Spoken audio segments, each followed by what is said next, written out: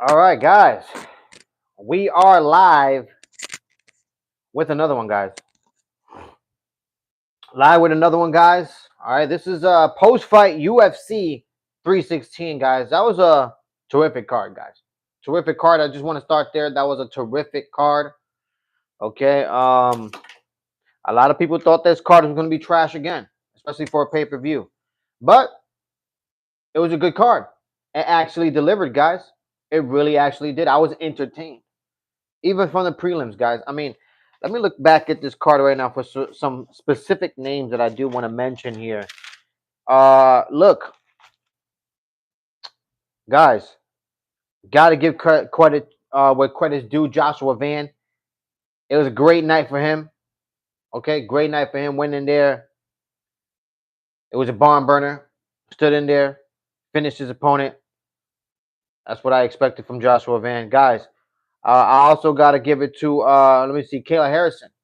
Got to give it to Kayla Harrison going in there, dominating Juliana Pena, the champion, taking her down, and just showing the fans and showing the rest of the division that Kayla Harrison is serious. All right, and the Amanda Nunes fight looks very, very interesting as well, guys. What else? What else I can say about this card? Guys, Kevin Holland finally won one. When I don't pick Kevin Holland to win one for my UFC fight predictions, he goes ahead and he wins one. Wow! Congratulations to Kevin Holland. For Kevin Holland for defeating a dead body of Vicente Luque, who should be retired. Kevin Holland over here happy about that win. Kevin Holland should be happy that he still has fans after what he the dumb shit bullshit that he pulled in the Jackson podcast.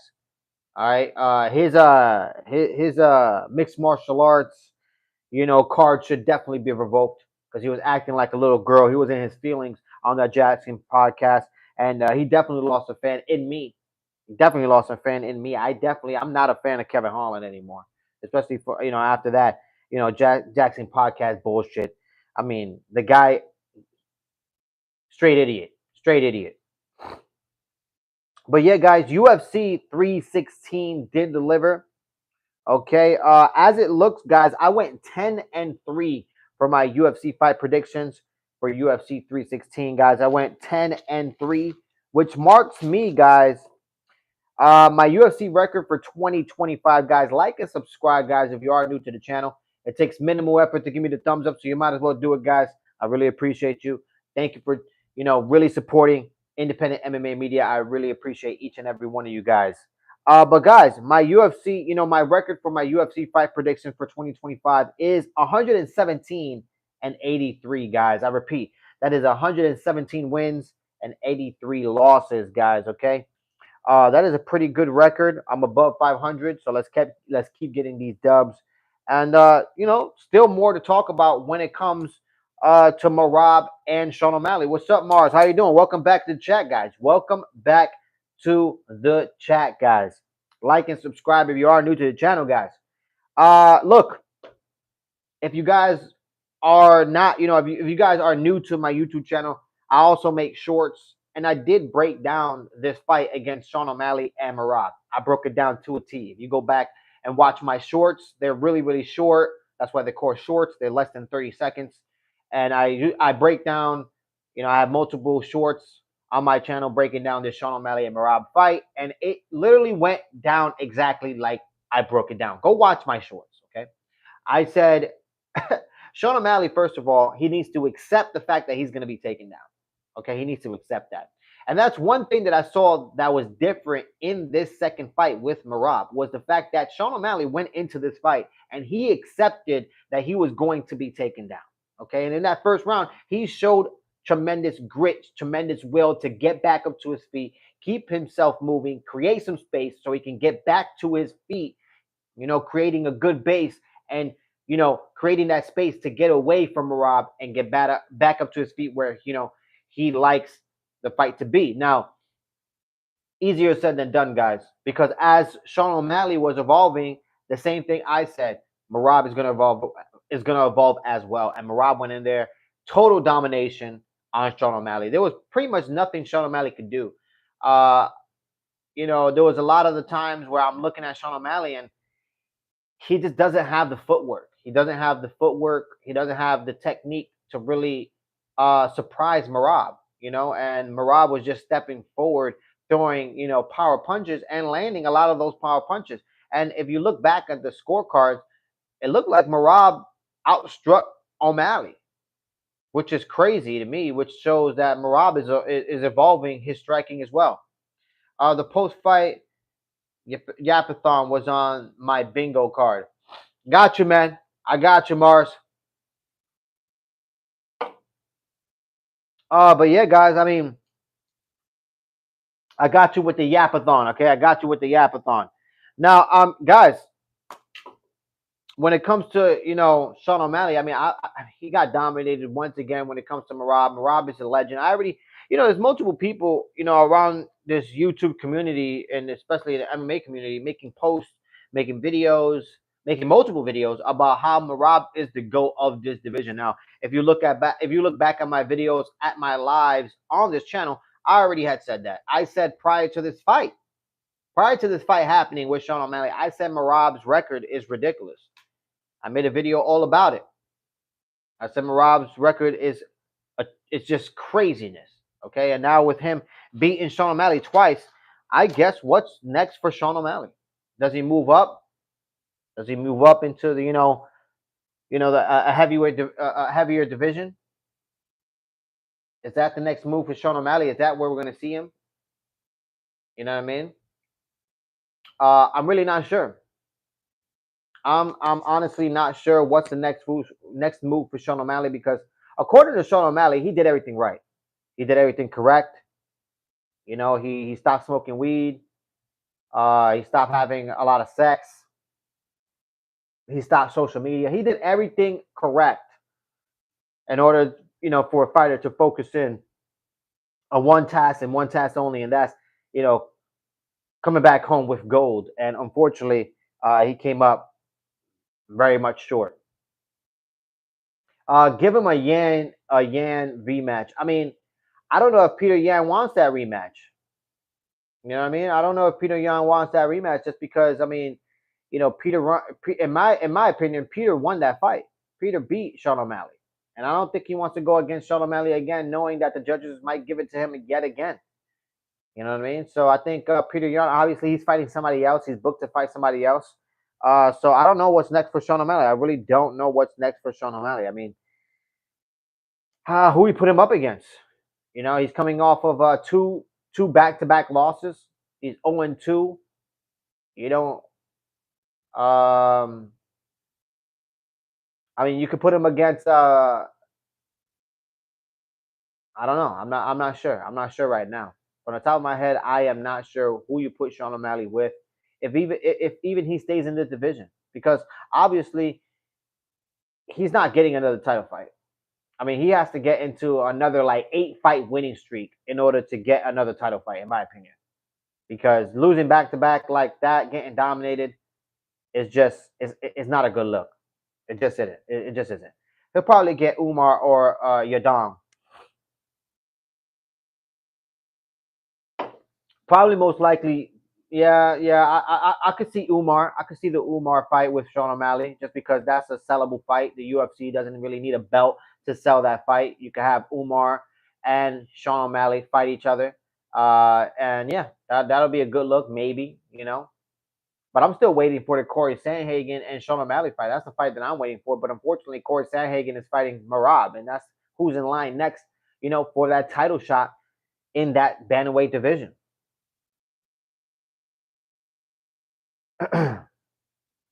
But let's praise Marab, man. Let's praise Marab for a couple seconds here, guys, because I mean his resume is crazy, guys. Once again, let's go back and repeat, his resume right now of who he's beaten. Okay, he's on a 13-fight winning streak, guys. Okay, he was on a 12-fight winning streak when I made my video about Marab being the GOAT of that division. But now he is on a 13-fight winning streak. Okay, he hasn't lost since 2018, guys. Merab has not lost a fight around since 2018, guys. Think about that. Just think about that. 13 fight winning streak. Looking forward to Corey versus Merab. That's the one that I'm looking forward to as well. That's going to be a terrific fight. I think that's going to be very, very entertaining. But look at Merab's resume, guys. We got John Dodson. We got Peter Yan. We got Jose Aldo. We got Henry Cejudo. We got Sean O'Malley twice. We got Marlon Moraes. And we got Umar Nurmagomedov. Guys, that's a crazy, crazy, crazy ass resume right there. If we're not talking about Merab being, in general, just in general, the GOAT of the UFC right now, top pound for pound, then I don't know what we're doing, man. I really don't. I really don't know what we're doing, because Merab definitely deserves that position of pound for pound #1 king, especially after reading this resume right now. It's crazy. Hasn't lost since 2018, 13 fight winning streak. Everybody who he's beaten has been multiple champions. It's crazy. What do you think of Buckley versus Usman this weekend? Well, guys, I will be going live for that fight.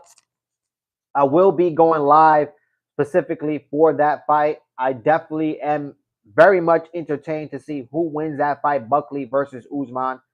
We're gonna see. We're gonna see if the layoff from Usman pays off. Is it ring rust? Is Usman gonna have ring rust, or is he gonna come back healthy and strong from the layoff? Because he's been busy on the Pound for Pound podcast with Henry Cejudo, and he hasn't really been focusing in on training and competing. But now he's in for just a monster in the competitive field. When we're talking about Buckley, Buckley is on a winning streak, multiple knockouts, in this winning streak. So if I had to give it to somebody right now, off of the top of my head, I gotta give it to Buckley just because of the momentum. But we're going to see, man. Usman is a legend. He's defended that welterweight strap multiple times. He has a championship mentality. So it's going to be very hard for Buckley to win this fight and win it unanimously. So he's going to have to do his due diligence to go in there and beat Usman and take the win from Usman. Definitely the bantamweight go. That's my opinion too, Mars. That is definitely my opinion when it comes to Merab. I said I made a video about it already on my channel. I think Merab is definitely the GOAT of the bantamweight division, and not only of the bantamweight division, but I honestly think he might be pound for pound king right now. He might be pound for pound king right now. Okay. Defended his belt multiple times, beat multiple champions, on his way to the belt. I mean, it's hard to argue. It really is hard to argue that Merab isn't pound for pound king right now in 2025, as it stands right now in June. But that's my opinion. That's my opinion. Guys, like and subscribe if you are new to the channel. Okay, like and subscribe if you are new to the channel. It takes minimal effort to give me the thumbs up, so you might as well do it, guys. Okay. All right, you might as well do it. But I don't know, guys. And then when it comes to Kayla Harrison, I knew Juliana Pena was going to get dominated like that. I already had a feeling about it. Kayla Harrison. I mean, she looked like a killer. She looked like a killer for the weigh-ins, and I'm not talking about the actual weigh-ins. I'm talking about the one that they celebrate weigh-ins. For the fans. She looked healthy. She looked rejuvenated. She looked like she needed to take what she needed to take to get her to the fight, and she purely dominated Juliana Pena. Juliana Pena couldn't do virtually did nothing to Kayla Harrison. So I'm very much interested in seeing what happens in that division, especially that Nunes is coming back, just because that women's bantamweight division it's atrocious, guys. It's atrocious. It's just as bad as the men's heavyweight division. I mean, those two divisions, the women's bantamweight division and the men's heavyweight division, those two divisions are in shambles, guys. Are in shambles, guys. Okay, so Amanda Nunes definitely does help that division for the foreseeable future, guys. UFC 317 looking decent. It definitely is looking decent. I mean, you got Ilia Topuria versus Charles Oliveira. That's going to be an amazing fight. I wonder who's going to win that one. Who you got that on that fight, Mars? You got Charles or you got Ilya? Which one you got winning that fight? Let me know on the chat. I've never been a fan of Juliana. Well, I've been a fan of Juliana. You know what I mean? I think I've been watching The Ultimate Fighter for a long time. So watching Juliana Pena on The Ultimate Fighter when Misha Tate was her coach was very much entertaining. I got to see Juliana Pena, who was young, you know what I mean, who really, didn't know anything about the game. She was, just fresh, fresh to everything. And then all of a sudden she ends up winning the Ultimate Fighter, coming into the UFC, finding some success, but didn't, find success early on. Later in her career, ended up finding success, beat Amanda Nunes, become champion, beat Pennington to become champion again, two-time champion. And she was very much entertaining. Very much entertaining, guys. But yeah, guys, like and subscribe if you are new to the channel. If you are new to the channel, like and subscribe. It takes minimal effort to give me the thumbs up, so you might as well do it, guys, okay? Taporia is a jiu-jitsu black belt, right? I believe so. I believe Taporia is a jiu-jitsu black belt, okay? He has very good Brazilian jiu-jitsu as well. But Charles Oliveira is he's a black belt as well in his own right. You know what I mean? Very good in Brazilian jiu-jitsu. He takes your back. And, it's a 95% rate that he ends up strangling you. Okay. So, very, very interesting fight when it comes to Ilya versus Charles. Who you got? Let me know in the chat. Let me know in the chat. Who do you have? I have to know.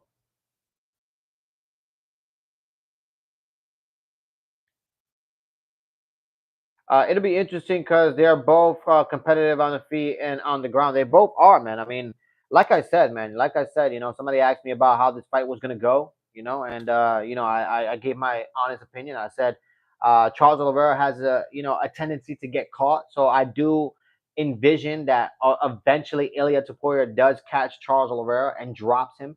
But Charles Oliveira, his ground game is so good that it keeps him safe from actually being finished nowadays. So I think he ends up getting caught by Ilya Taporia, getting dropped. But I don't see Ilya Taporia finishing the fight. And I end up seeing Charles Oliveira fighting through that.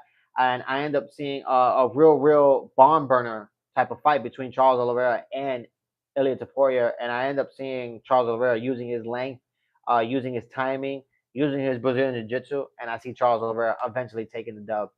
That's how I see that one going.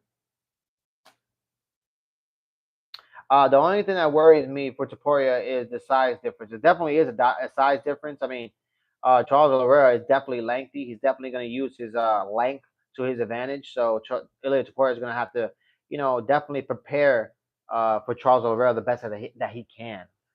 That's for damn sure, guys. That is for damn sure.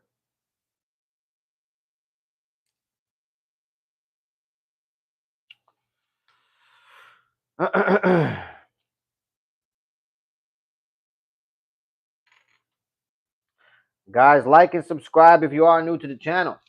Like and subscribe if you are new to the channel. It takes minimal effort to give me the thumbs up, so you might as well do it. I'm most likely going to give my UFC fight predictions for this weekend's fight. Most likely Wednesday morning. I'm most likely to get on here and give my UFC fight predictions for that card. And like I said, guys, as it stands right now, I'm 117 wins and 83 losses. That is 117 wins and 83 losses. All right, so let's keep getting these dubs. Kevin Holland with the 45-70 choke. 45-70. 45-70. That's Kevin Holland's record. You know what I mean? What are you talking about? That's Kevin Holland's record, 45-70. That guy sucks.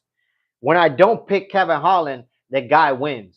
The guy, he beat a dead body of Vicente Luque, and now the guy's walking around like he needs a pat on the back and needs some credit. Okay? Fuck Kevin Holland. Okay? Especially for that bullshit that he pulled on the Jackson podcast.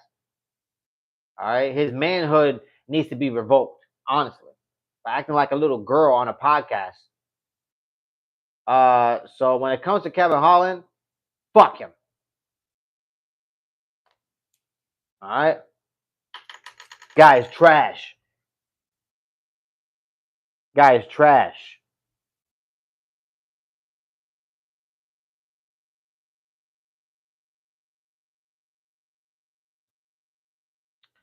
But yeah, guys, Kevin Holland with the real Yapathon. I'm telling you, man, Kevin Holland is trash. Kevin Holland is trash, guys. Did you watch the podcast with Jackson, Rampage Jackson and Kevin Holland? Did you watch that? Kevin Holland makes a jackass out of himself. Straight jackass. I used to like him before the podcast. And then I got to know a little bit about him. And I'm like, wow, this guy is a genuine jackass. A genuine jackass. Pathetic. Pathetic, guys. He could still beat Covington, though. Good for him. I mean, there's nothing. I mean, what's going on with Kobe Covington? Kobe Covington is at the end of his career, guys. There's nothing impressive about beating a Kobe Covington right now. Okay, there's nothing popping off if you beat Kobe Covington. All right, and like I said, Kevin Holland, he beat a dead body of Vicente Luque. Vicente Luque should have been retired 2 fights ago. Okay, that is factual. So when it comes to Kevin Holland, fuck him. I don't like the guy. The guy is a trash. Okay.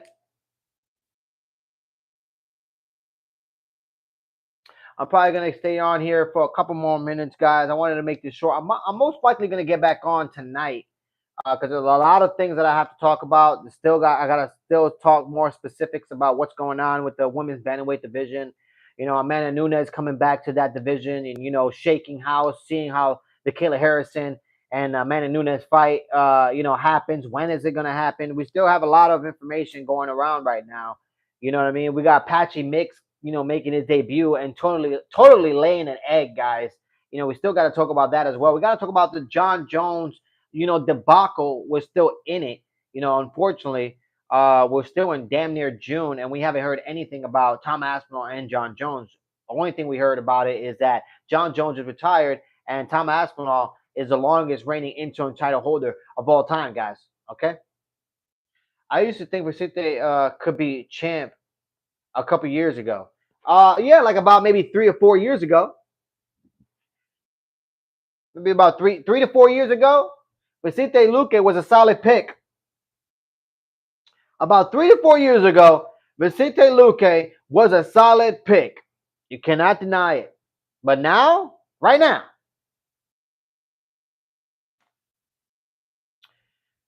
dead body, guys.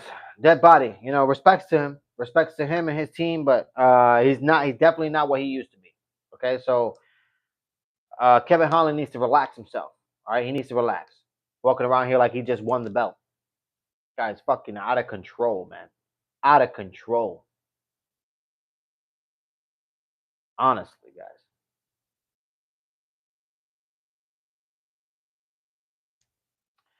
But yeah, there's still a lot to talk about, guys. I'll most likely, like I said, I'm most likely gonna get on tonight. We'll see what time I get on, but be careful. Be careful. But look out for that live, guys. You know what I mean? So like and subscribe, guys, if you are new to the channel. It takes minimal effort to give me the thumbs up, so you might as well do it, guys. Did you hear Ngannou wanted to come back to UFC? That's another topic that I am going to talk about as well, guys. Francis Ngannou, would definitely like to come back to the UFC. Unfortunately, Dana White saying that he would not want to negotiate with Ngannou and bring him back to the UFC. Unfortunately, Dana White still has, mixed emotions about, being taken advantage of and, being bent over and being screwed by Ngannou after all the screwing that Dana White has done over the years to the fighters. Dana White can't take just one little bent over screw from Ngannou, unfortunately. Dana White walking around here like a little girl, with his feelings, all hurt. That's the only reason why he don't want to go into negotiations with Ngannou, because everybody knows if Ngannou was to get into negotiations with the UFC and come back to the UFC, that'll pump just tremendous blood right back into the UFC heavyweight division, guys. Okay, the heavyweight division is in shambles. Francis Ngannou decides to come back to the UFC. The UFC decides to sign him on the contract. Let me tell you something. That's the most exciting thing you could do this year. Okay? But will the UFC do it? Most likely not. Because of why? Dana White. Trash, guys. Trash. Also, we got to talk about Kevin Holland. I mean, not Kevin Holland. We got to talk about Joe Pfeiffer. You know what I mean? I really wanted to see that guy get knocked out. Unfortunately, he ended up winning his fight. Congratulations to him. He's still trash. Okay, he's still shit in a trash can, lit up. All right, I still hate Joe Pfeiffer. All right, go eat Mexican, get your ass on fire. All right, put some life back into the division. My point exactly, Mars. You know, sign Francis Ngannou. Sign whoever the hell you got sign. Sign a bum off the street who's freaking 320 pounds. All right, sign him because the heavyweight division is in shambles. They need anybody. A bum off the street can be successful in the heavyweight division right now. Okay, pure facts. The UFC needs to do something quick and easy. Okay, so bringing Francis Ngannou would not be a bad thing. Let me tell you something. All right, so Dana White needs to stop by acting like a little girl and go to that table and negotiate with Francis Ngannou and just admit to himself when he was wrong. Bro, why doesn't Gastelum move down to 170? That belly is at least 30 pounds. I understand, man, but some people like to eat. Unfortunately, Kevin Gastelum likes to eat. He's a big boy. All right, he's a big bag. He likes to eat. He don't want to starve himself to make the welterweight division. I totally understand that, guys. Unfortunately, we got guys like Joe Pfeiffer who are weight bullies as well. And you know what I mean? Because in my opinion, in my humble opinion, I think Kevin Gastelum is walking around at his natural weight. All right, that is the natural weight of Kevin Gastelum. Okay, he walks around at that weight or close to it. Joe Pfeiffer, he's a bigger guy. He's like 6'2". There's no way he walks around at 185. There's no way. He's definitely walking around at 215. Okay? So if anything, Joe Pfeiffer needs to move up and all these weight bullies need to stop the bullshit. Because in my opinion, Kevin Gastelum is in his right division. But unfortunately, you know what I mean, he has to lose weight to go to the welterweight division because the middleweight division is full of guys who are even bigger. Insanity. He's jacked too. Yeah. My point exactly. My point exactly, Mars. My point exactly, man.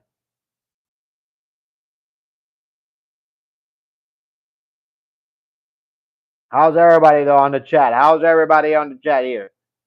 Everybody's good. Everybody's having, had a good weekend, good start to your week. Hopefully you did. You know what I mean? Hopefully you did, guys. But I'm about to get out of here, guys. I wanted to keep this one short and sweet. Like I said, I am going to get back on here later on tonight. All right. So like and subscribe, guys, if you are new to the channel. Like and subscribe if you are new to the channel. All right. It takes minimal effort to give me the thumbs up. So I really, really appreciate it, man. And for everybody who, continues supporting this channel and propelling this channel forward, I really appreciate it. Like, subscribe, share, click that bell notification. Until next time, y'all, I'll be on later tonight. Bless. Peace, y'all.